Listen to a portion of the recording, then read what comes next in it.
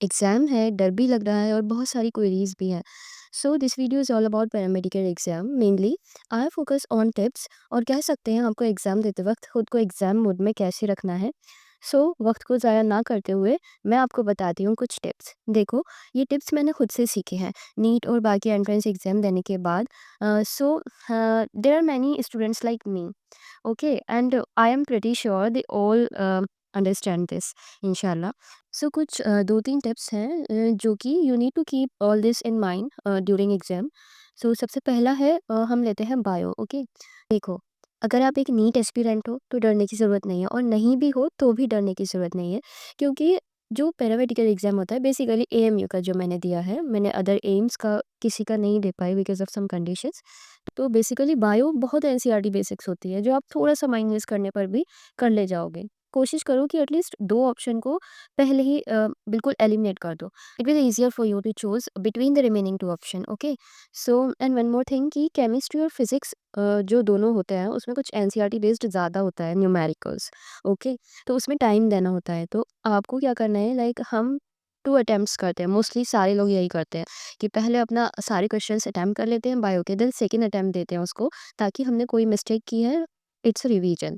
तो हमने कोई मिस्टेक की है तो वो हम ठीक कर लें। तो मेरे कहने का मतलब है कि आप केमिस्ट्री और फिज़िक्स सॉल्व करने से पहले अपना बायो का पूरा कंफर्म कर लें कि हाँ, हमें यही ऑप्शंस लगाने हैं, ओएमआर में फिल करने हैं और इसके बाद हमें रिवीजन नहीं करना है। इससे क्या होगा कि आपको एक टेंशन नहीं रहेगी केमिस्ट्री और फिज़िक्स अटेम्प्ट करने के लिए कि अभी हमें बायो भी चेक करना है। क्योंकि मैं फिर से यही बोल रही हूँ कि केमिस्ट्री और फिज़िक्स में हमारा काफ़ी सारा टाइम चला जाता है बिकॉज़ ऑफ न्यूमेरिकल, और मोस्टली यही होता है कि केमिस्ट्री फिजिक्स में एनसीईआरटी बेस्ड बहुत सारे न्यूमेरिकल्स आते हैं, उनको सॉल्व करने के लिए टाइम चाहिए होता है।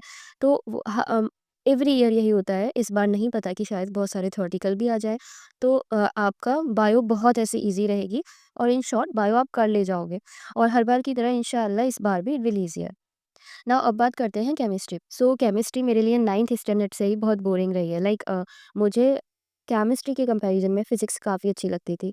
बट ऐसा नहीं है कि अगर पसंद नहीं है तो नहीं हो पाएगी। केमिस्ट्री में अगर आपको, मतलब अगर आपने इन टेक्स्ट और एक्सरसाइज क्वेश्चन किए हैं तो आप आराम से कर लोगे, क्योंकि जो पैरामेडिकल का एग्ज़ाम होता है उसमें बेसिकली एनसीईआरटी टाइप क्वेश्चंस होते हैं, न्यूमेरिकल्स होते हैं जो कि आपको सॉल्व करने होते हैं, और कुछ आपको ऑर्गेनिक इनऑर्गेनिक के बारे में जो क्वेश्चंस होते हैं थ्योरेटिकल, वो भी अच्छे आते हैं। तो वो आपको अच्छे से पता होना चाहिए। एंड देन कोशिश करो कि जो फिजिकल केमिस्ट्री है उसको अच्छे से कर लो। बाकी 2 भी बहुत इंपॉर्टेंट है, उसके क्वेश्चंस भी आते हैं, ऐसा नहीं है कि उसके क्वेश्चन नहीं आते। बट फिजिकल में इसलिए बोल रही हूँ कि अगर आपने जो फ़ॉर्मूलाज़ होते हैं उनको बहुत अच्छे से याद कर रखा है तो आप ईज़िली क्वेश्चंस को कर लोगे।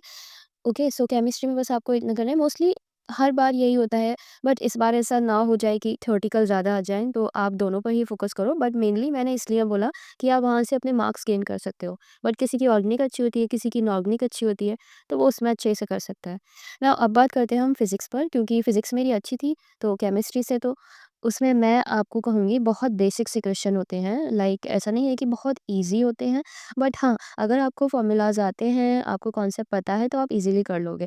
और मैं कहूँगी कि जो डायमेंशंस, केटीजी, थर्मोडायनामिक्स, ये सब चैप्टर्स हैं, इनमें जो बेसिक्स फ़ॉर्मूला होते हैं, इनके क्वेश्चन काफ़ी अच्छे आ जाते हैं। Motion in plane, motion in 1D, इनके भी क्वेश्चन आ जाते हैं।